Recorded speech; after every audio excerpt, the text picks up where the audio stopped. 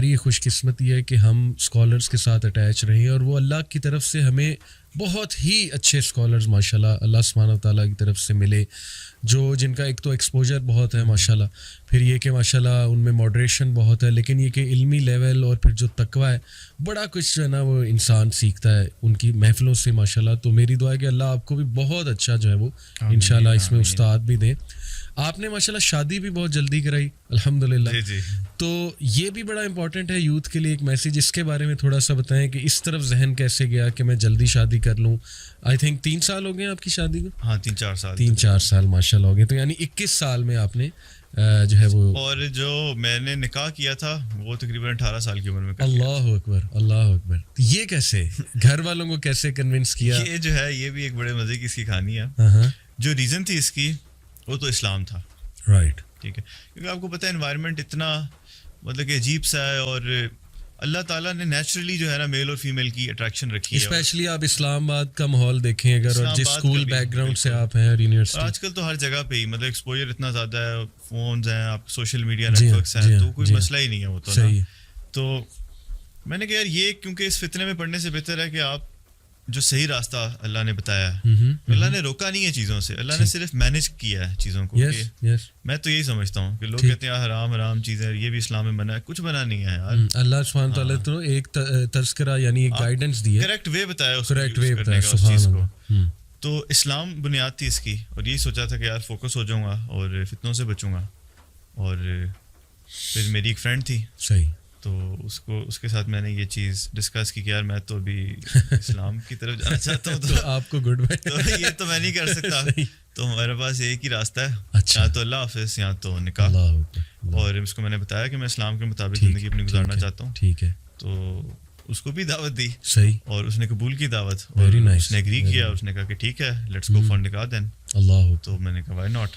What better thing than nikah? نبی صلی اللہ علیہ وسلم نے کہا there is nothing better for two people in love than marriage. سبحان اللہ. تو یہاں سے پھر گھر والوں کے لیے بھی شوق تھا کہ یار یہ اس کو کیا ہو گیا، مطلب کہ ہماری فیملی میں تو 25-30 سے پہلے ہوتی نہیں ہے، اس سے بھی سب کی فیملیز میں ایسی زیادہ تر یہی ہے. تو کہہ رہا بھی نہ تمہاری پڑھائی مکمل نہ کوئی کچھ، تمہیں کدھر جو ہے وہ. بٹ میں نے اس کے لیے فائٹ کیا، اور مجھے پتا تھا کہ یہ ضروری چیز ہے.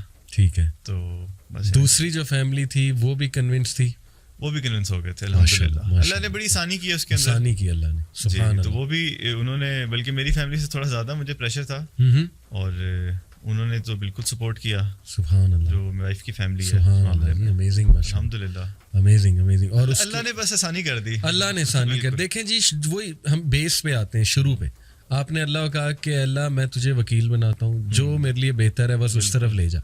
تو اللہ سبحانہ تعالیٰ نے آپ کے لیے یہی بہتر سمجھا کہ آپ کی شادی بھی جلدی ہو. بالکل ایسے ہی ہے. تو دیکھیں it's all about connecting with Allah سبحانہ وتعالیٰ. جو بندہ اللہ پہ توکل کر لے گا نا، وہ جیسے سورہ طلاق کہتے کہ وَمَن يَتَّقِ اللَّهَ يَجْعَل لَّهُ مَخْرَجًا، جو کوئی بھی اللہ کا تقوی اختیار کرے گا اللہ اس کے لیے ہر راستہ نکال دے گا، ہر طرف سے راستہ نکل آئے گا اس کے لیے الحمدللہ. اور اس کا فائدہ بھی عاقب آپ کو آپ نے میرج کے فروٹس بھی الحمدللہ بڑی ینگ ایج میں دیکھے ہوں گے، اور فتنے سے بچنے کے حوالے سے تھوڑا سا موٹیویشن ہماری یوتھ کو بھی دیں. میں تو بلکہ یوتھ کو یہی کہوں گا کہ دیکھیں مشکل ہوگا تھوڑا سا اپنے پیرنٹس کو کنونس کرنا، یا آپ لوگوں کو پتہ ہوگا، لیکن آپ پریشر میں نہ آئیں. آپ ایک چیز ٹھان لیں کہ بھائی کرنی ہے تو کرنی ہے. اللہ نے جب ایک چیز کی اجازت دی ہے، ایک فری ول ہے نا، مطلب کہ انسان ہے، اگر آپ مینیج کر سکتے ہیں اس کو. صحیح. ایک اور چیز میں یہ کہوں گا آپ لوگوں سے کہ فائنینشلی جو ہے نا کوشش کریں کہ جو نوجوان ہیں وہ اگر اسٹوڈنٹس بھی ہیں تو کچھ نہ کچھ سائڈ ہسل وغیرہ کرتے رہا کریں، تاکہ یہ کہ انڈیپینڈنس جو ہے نا یہ بڑی ضروری ہے. صحیح. یہ آپ کو جو ہے نا پریشر سے آزاد کر دیتی ہے.